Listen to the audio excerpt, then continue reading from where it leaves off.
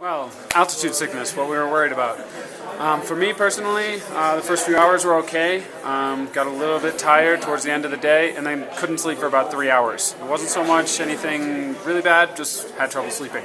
And kind of breathing heavily and heart racing faster.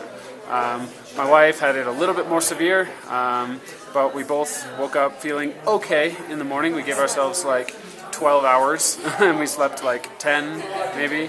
But my dad over here had a little bit of trouble, and he actually went to the clinic in the morning because he didn't sleep much, and his blood pressure was like sky high, they said, at the clinic. So he actually got the bottle of oxygen and some kind of injection, and it cost him somewhere around $90. So it affects everyone differently.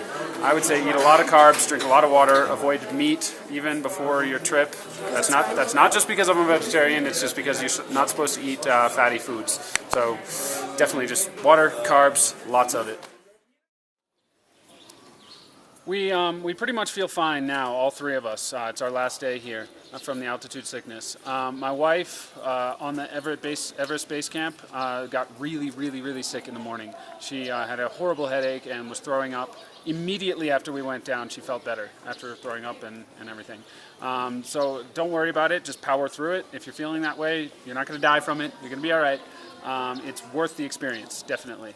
Overall, we had completely different experiences. Sometimes I was feeling a little off, sometimes my wife was feeling a little off, sometimes my dad, and it was sometimes headache, sometimes dizziness. Everyone's affected really differently. Another thing to note is when you're at Everest Base Camp, you are sleeping in a tent with like 17 other people on this trip. It's not the most comfortable thing in the world, and everyone's kind of using up all the oxygen.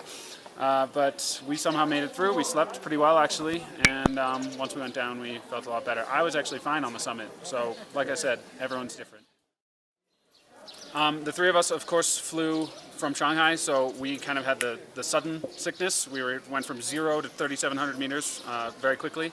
If you want to do it slower, you can take a train from anywhere, from Shanghai, from Xi'an, wherever you are, and you'll feel the symptoms a lot less. There was 2 people who came on our trip, and they didn't really feel it much at all because they took a train all the way from Shanghai. So just take it easy.